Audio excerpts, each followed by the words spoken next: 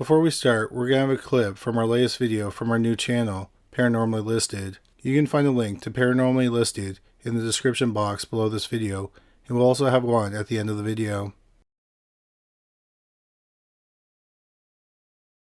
The last time April's parents saw her, she was riding her bike. About 20 minutes later, April's mother, Coral, went out to bring her home.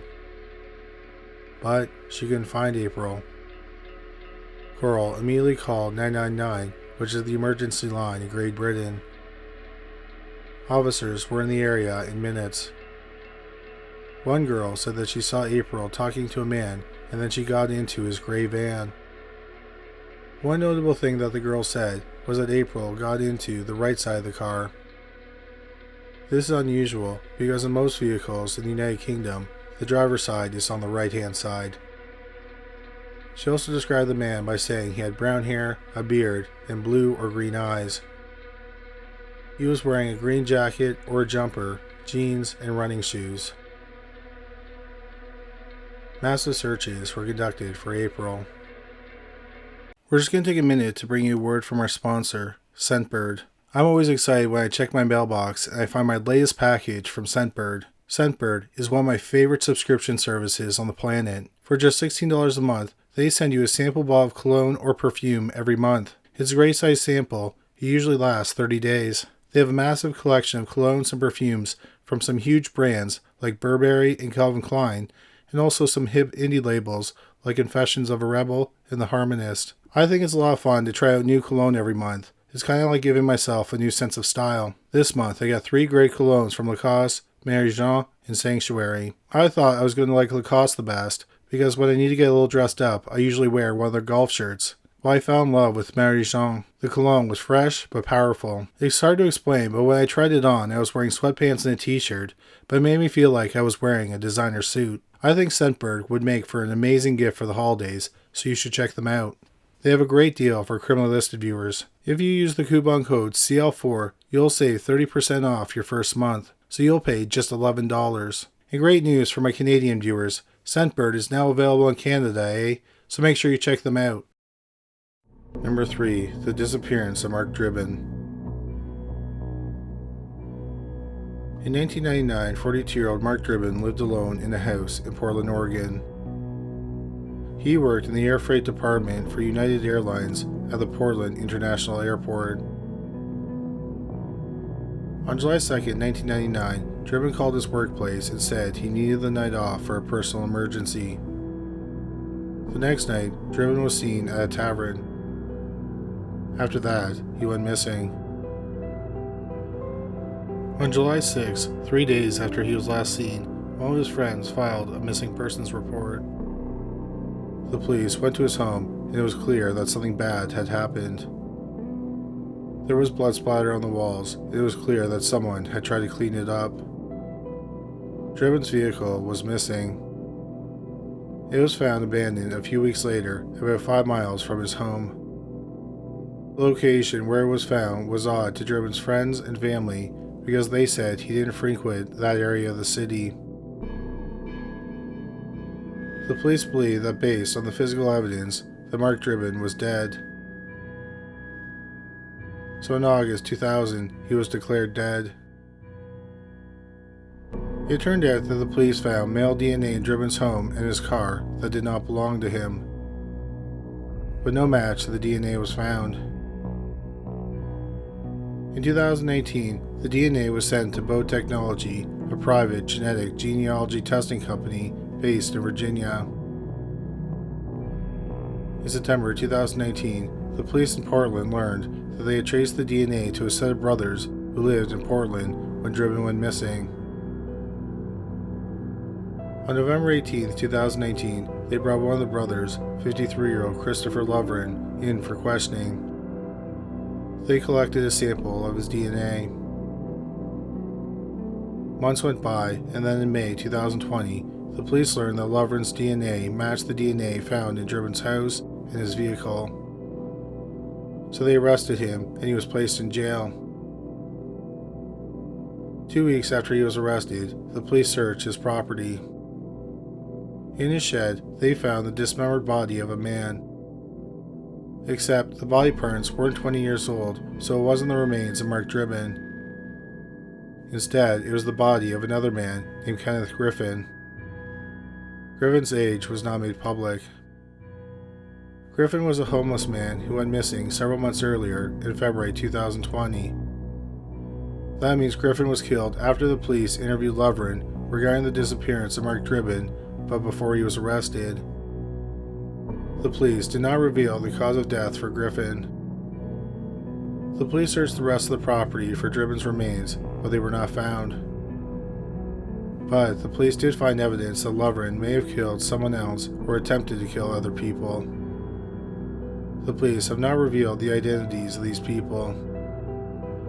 It's not believed that Mark Dribbin and Kenneth Griffin had any connections or knew each other.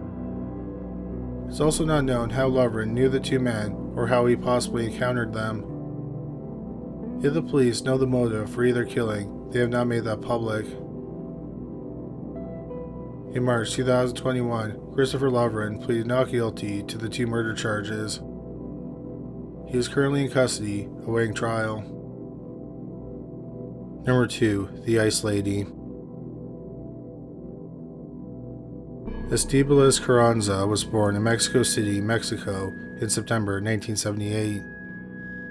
When she was 5, her family moved to Barcelona, Spain. She attended the University of Barcelona, where she studied economics. In 2006, she was living in Berlin, Germany, where she worked as an au pair. She also worked in an ice cream parlor. While living in Berlin, she started dating a 36-year-old man named Holger Holz. At some point, they moved to Vienna, Austria, and opened an ice cream parlor called Chocolateria Ice Cafe. Carranza ran the shop and served customers, and Holz ran the business side. While living in Vienna, they got married. The marriage was short-lived. In 2008, the couple divorced. Carranza said that Holz was cruel to her. Also, she wanted to have children, so he stopped having sex with her.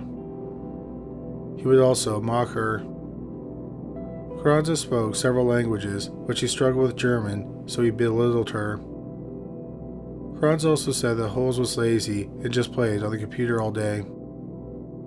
His behavior got to be so bad that it was affecting their business. After the divorce, Holz refused to move out of their one-bedroom apartment. Even when she started dating another man, he wouldn't leave. Then, one day in April 2008, Holz was just gone. When people asked about his whereabouts, she said he had joined the Hare Krishna sect and he had moved to India. Not long after he went missing, Carranza moved in with her new boyfriend, 46-year-old Manfred Hinterberger. They dated for about 2 years. Then one day in November 2010, 48-year-old Hinterberger went missing. Carranza reported him missing. A month later, she started dating another man who was only identified by his first name, Roland. Estibaliz Carranza continued to run the ice cream parlor. Then on June 6, 2001, a pipe burst beneath her shop. A repairman came in and found some odd things in her storage room. There were tubs, buckets, flower pots, and a freezer with cement in them. Part of a human leg was sticking out of some of the cement. The police were called in, and they discovered the body parts of 2 men encased in the cement. When the police went to interview 32-year-old Estibaliz Carranza, she was gone.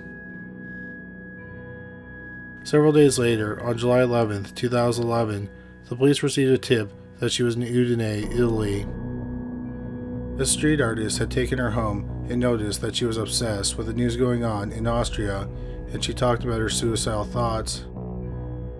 Carranza was arrested that morning. She was then extradited to Austria. When she was in custody, she told the police what happened. She said that Holger Holz would not move out. She became frustrated and couldn't figure out another way to get rid of him. On April 27, 2002, she came home and he was playing on the computer as usual. At that point, she was beyond frustrated.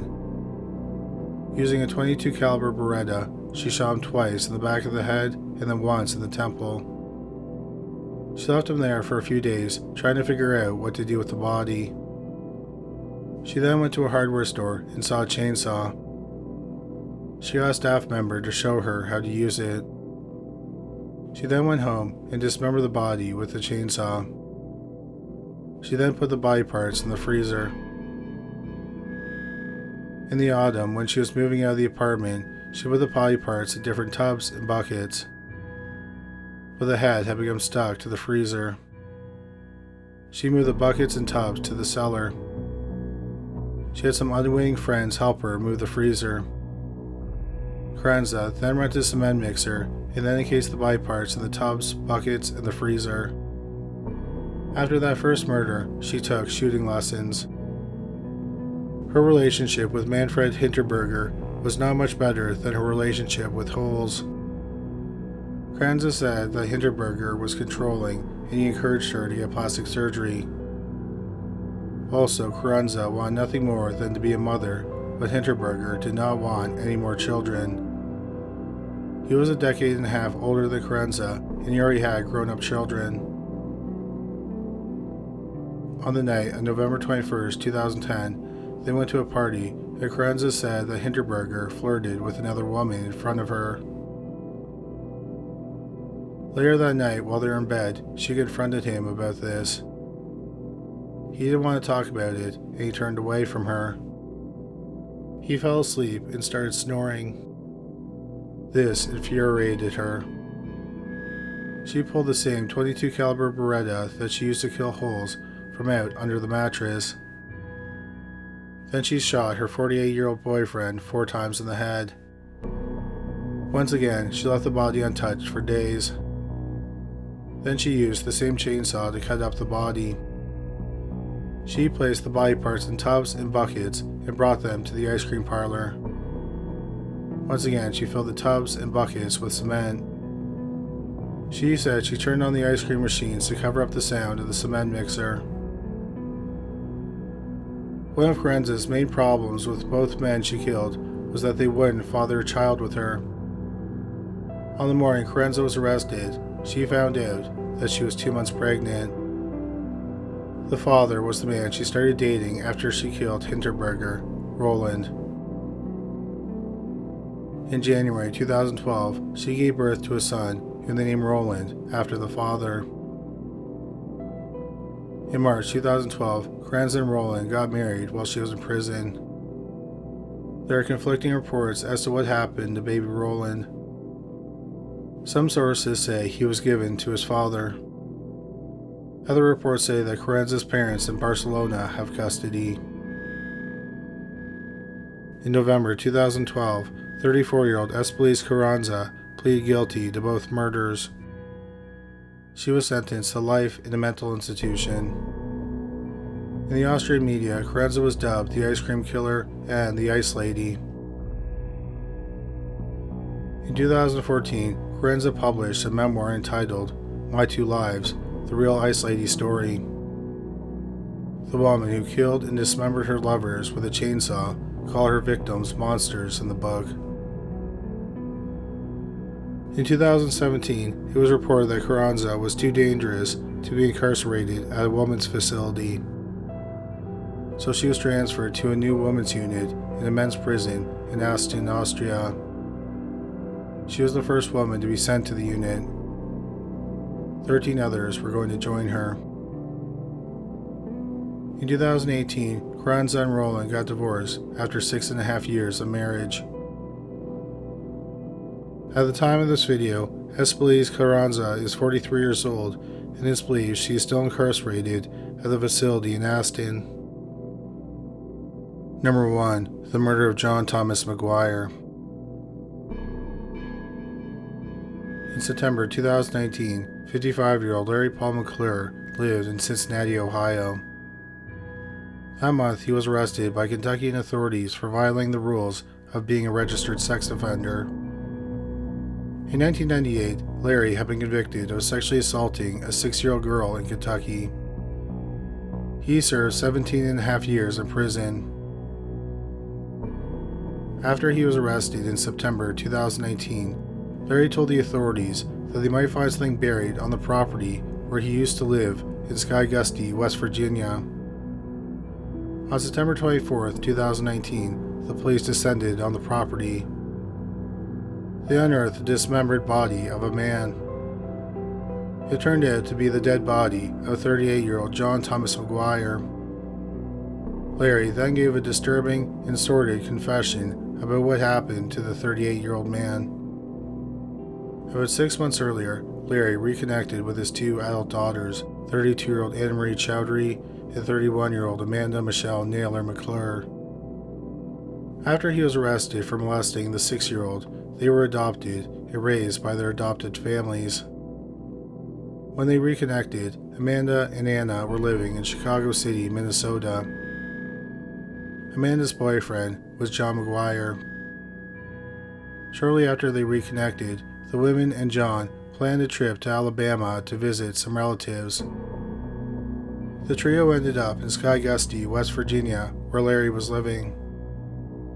Not long after they arrived, Larry and his 31-year-old daughter, Amanda, started a sexual relationship.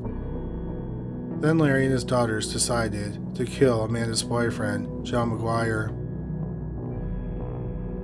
On Valentine's evening 2019, the four of them were hanging out. Larry suggested playing a game where they tie someone up and see if they could free themselves.